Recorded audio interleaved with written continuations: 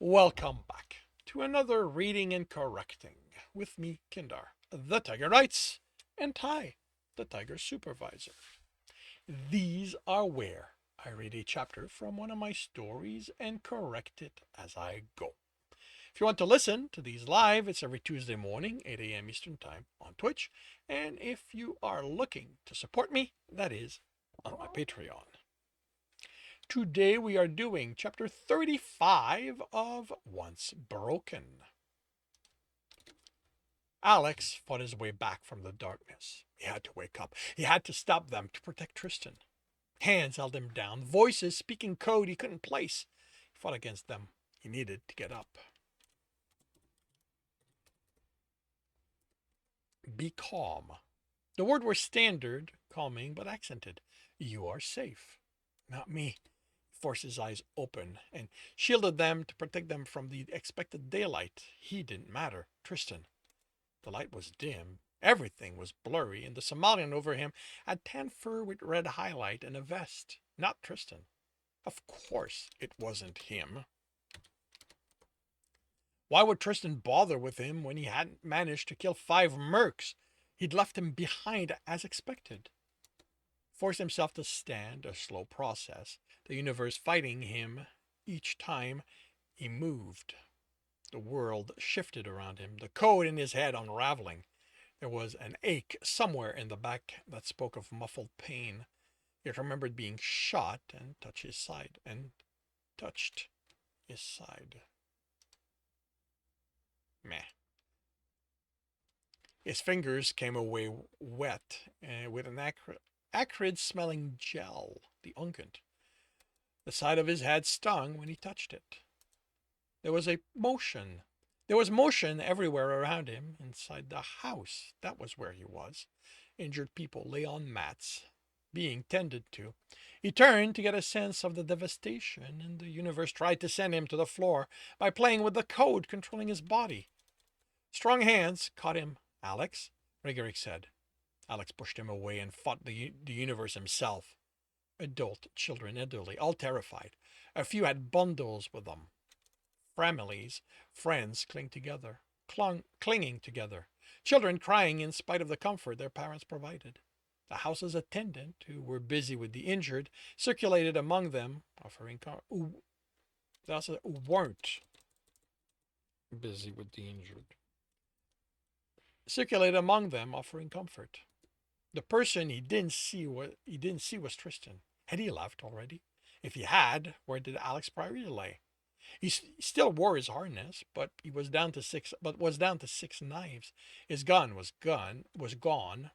He deserved the beating he'd gotten for losing it before ever using it. Ayalas was nearby, looking at him. Where's Tristan? If one person would know, it was her. She would confirm Tristan had abandoned him. He brought you to me to tend to, then went to the town to help with the fighting. Alex stared. That made no sense. He had me get as many people out as I could, Rigerick said. Rigerick was cut, a patch of tan fur missing on his side, his skin burned. He was armed. Alex grabbed a gun and headed for the exit. Alex, Rigerick called. He wanted the town empty for a reason. Alex didn't care. Evacuating the town spoke of being able to reason again, but it was still out of character. He had to. The ground shook. Cracks appeared in the stone wall, and Alex stilled, looking for any section that might fall. But other than stone dust and beams of daylight through the cracks, everything held. Screams of fear and Ayalas's voice rising above it, a calm sound in spite of the volume. She told him of fate, of the source, and the defender, of being protected. Then she spoke words he didn't understand, but the cadence felt ritualistic. She was praying.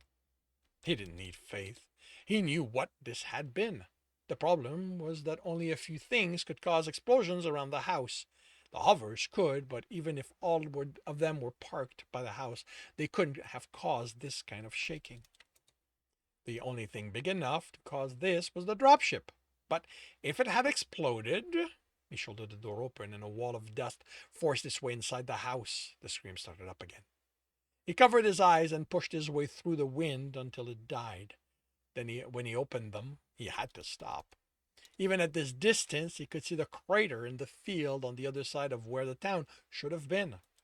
Of it, there was nothing left. Debris littered the ground halfway to the house, some recognizable as furniture, some as bodies. The dropship was gone, of course. Tristan had destroyed it. A very him thing to do, regardless of what state his mind was in. Which meant Tristan had been to the dropship. Alex started running, telling the universe to go fuck itself when it tried to jumble the commands to his leg. He had to find Tristan, had to make sure he was okay. Rigoric called after him, but Alex ignored him. He wasn't.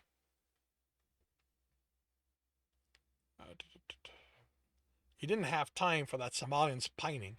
He had to find Tristan and kill him for doing something this stupid.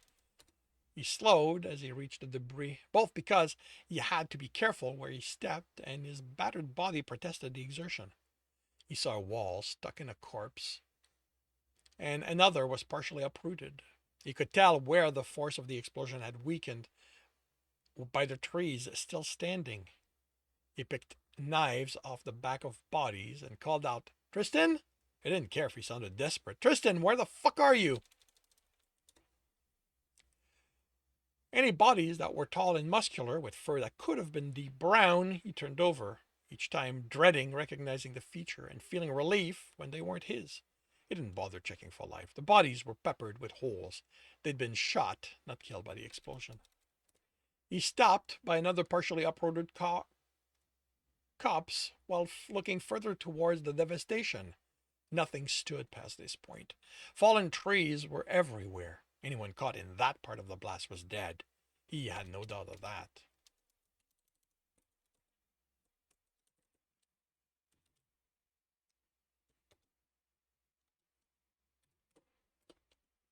If anyone could survive it, he reminded himself, it was Tristan. He began walking again. He needed to know. He had to. So he could know who to go after for daring to kill him. For forcing Alex to be alone again. Coughing came from behind him, deep and racking. He spun, gun up, knife in the other hand. The sound had come from the trees, but everything was still. Regardless, there was someone in there. It could be. Someone laughed, then groaned in pain. "I thought," a man said in standard, "that we had enough time to make it to that temple." Alex knew that voice and hated him for having survived when. "I would love to see you make a timer out of a few capacitor, conduit, and one processor and get anything accurate out of it." Another groan. Alex dropped the gun and had trouble remaining standing. He'd dreamed of that voice, that tone, the derision in it. He had nightmares filled with it. Then Tristan laughed. "Remind me to never do something like this again." A tree moved up, then to the side. Tristan sat up, his fur more dust gray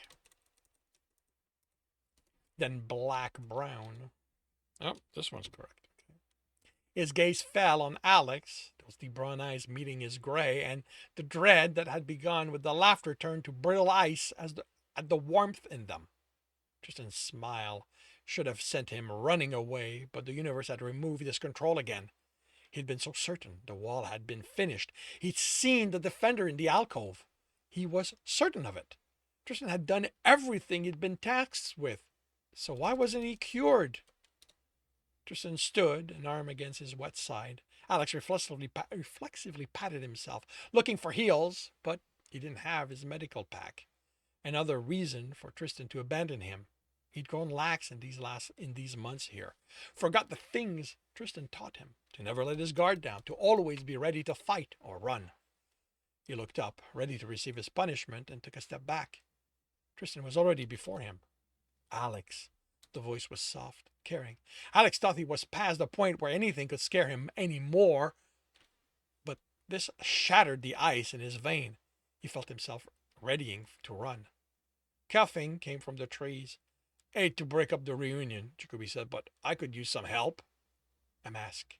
This was a mask for Jacoby's benefit. It had to be. It was the only thing that made sense. The only answer Alex was willing to entertain. Tristan touched him, and Alex flinched away. Tristan pulled his hand away. And then back. Are you okay? The concern in the voice sounded so real, but then this was Tristan. He could make him believe anything when he set his mind to it. Alex nodded. You don't have to worry. I'll keep up. The answer saddened Tristan, and something inside Alex broke that hadn't been part of a mask. There was no need to play a part, not when there was no one no one else there to notice that detail. What had happened to his monster? Alex wanted to scream, to run to the defender and smash it to pieces. Tristan looked around. Alex studied his face and saw satisfaction there, the calm he hadn't seen in far too long. Tristan wasn't the excited child rejoicing in blowing up a building. This was control, taking in the calculated result of what he'd set to do. Had it worked, or hadn't it? If Tristan was in control again, then there had to be a reason for the game he was playing with him. Did he think he still needed these games to control Alex? That he had to go back to keeping him off balance? Alex didn't understand why, but if that meant he'd be kept, he'd live with it. A tree fell aside. Really?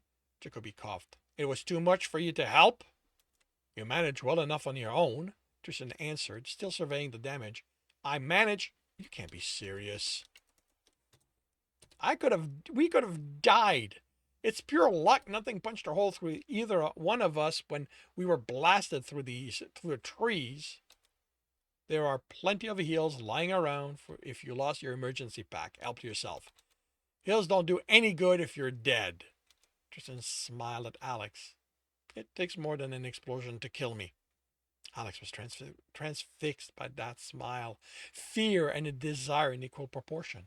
How badly had he wanted to see something like this on the Somalian's face over the years? How terrifying was it that it, more than anything else, was an indication that something was still broken inside Tristan? Jacoby got to his feet. That was an explosion.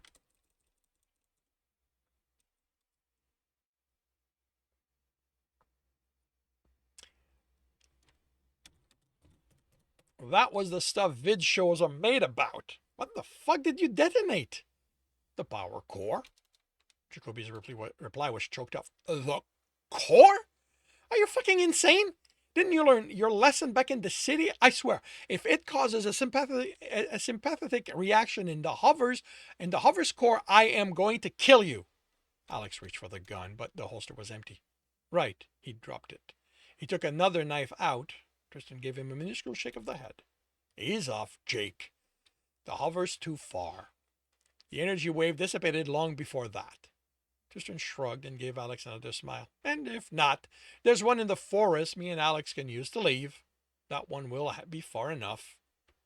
You realize all these have pieces missing? I use them to upgrade our hover. It's going to take weeks before I can get one of them working. That's okay. They aren't the ones I'm interested in. How about we head in that direction instead of standing here? Alex tried to convince himself that the normality of the conversation was part of a mask while they walked. Something close to the tech mask Jacoby was familiar with, but anytime he glanced at Tristan, the Somalian was looking at him, giving him a small smile, trying to convey something with his eyes Alex didn't understand, but still scared him. A crowd had gathered outside the house. Alex saw Elahas, Rigarik, Sartas, and many others. He couldn't make out their expression, but he expected apprehension. None of them had understood what it meant to have Tristan among them. Jake, start working on the hover. I need to have a talk with them. Then we'll head out. Finally! Jacoby ran for the hover.